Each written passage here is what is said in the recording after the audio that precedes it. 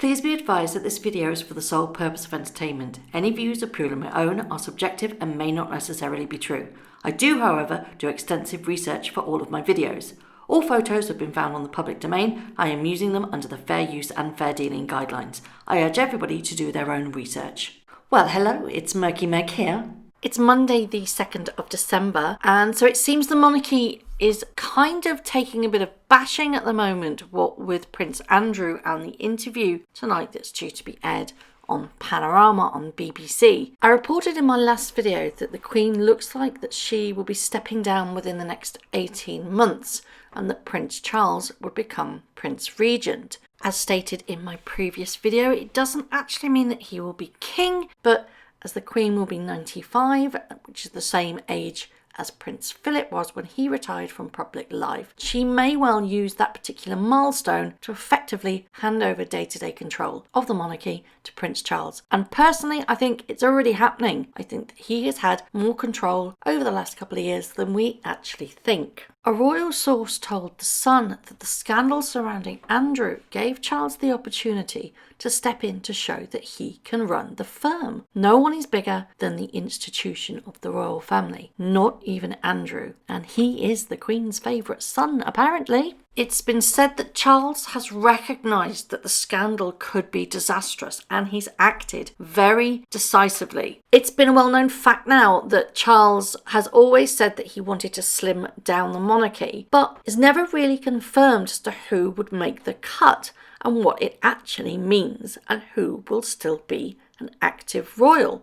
Of course, William, Kate and their children, because they are direct line descendants to the succession, will never be in the mix of not being included. But then we have to question the others. So it's been suggested that the cut will only keep Charles, his sons and their children and the rest of the royal family, regardless of what they bring to the table and how much they do, will not be included. So let's take Princess Anne, for example. She's well known to be the hardest working royal, and in 2018 she undertook 455 appearances in the UK and 85 overseas. Sophie Wessex carried out an impressive 239 engagements last year, while Edward did 463 engagements. Now, we come to the subject of money, and this is where it gets a little bit murky. It's very hard to actually pinpoint who gets paid what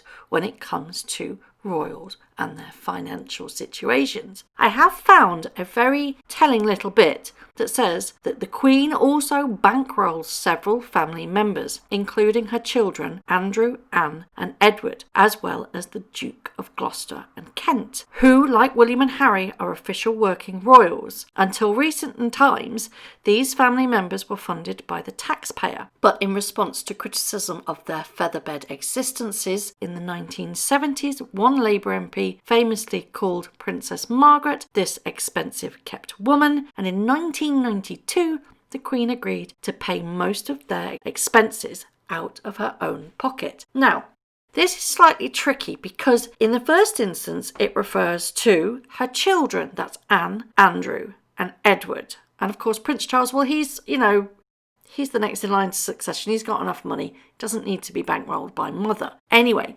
and then the grandchildren were mentioned, but I don't think the grandchildren are actually bankrolled from the Queen.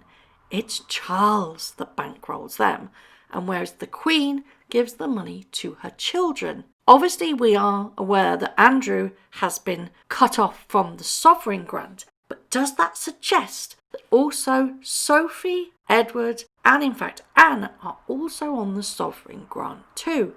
Now, the royal family's main source of income is the sovereign grant, which is paid by the government to support the Queen's officials' duties. The grant actually comes from a percentage of the Crown Estate's revenue per the official royal family's website. Crown Estate is a £14.3 billion real estate business in the UK whose surplus revenue benefits the Treasury and therefore the public. Although the monarch technically owns the Crown Estate. By virtue, the institution is managed by an independent board. The government refers to the Crown Estate's annual surplus to determine how much to give the royal household via the sovereign grant. But you see, that's where things get tricky, because I've read that the Queen bankrolls her children now because of this thing that happened in 1992, yet on another website that they are also including the sovereign grant. And also with this whole hoo-ha with Andrew, it's been confirmed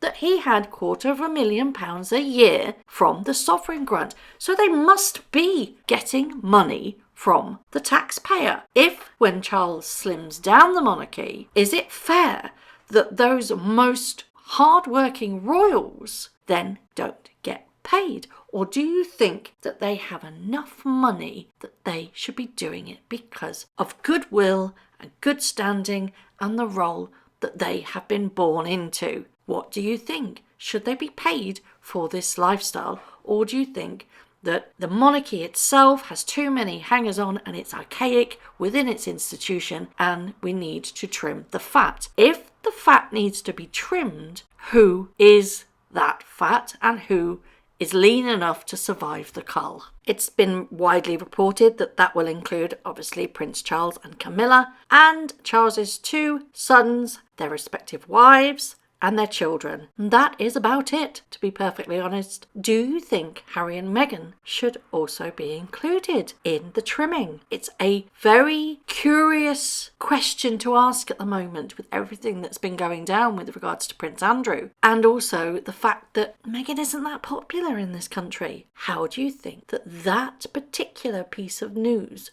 will go down with the public and the press, who she and Harry are suing the hell out of? Interesting times ahead, I'm sure you'll agree, but only time will tell what will happen. What do you think will happen and what do you think should happen? Those are very different questions, aren't they? How do you see this playing out and how should it be played out? I've always said royalty is not the norm. They don't play by our rules. They are extortionately wealthy. They have very odd protocols and customs. Some abide to them, yet face the cut. Some don't, and they are just allowed to do as they please. So what do you think of this topic that I've discussed? Do you think it's right that Charles is trimming down the royal family, perhaps? Or do you think it should stay as it is because it's not fair to rule out one while others have been before them? As always, let me know what you think. Thank you very much for watching. If you've enjoyed this video, please hit that like button, hit subscribe and hit that notification bell. I'd like to thank everyone who has donated to my channel. It's because of your kind generosity which enables me to release worthy and interesting contents. So I say thank you from the bottom of my heart. Once again, thank you for watching and I'll see you very soon.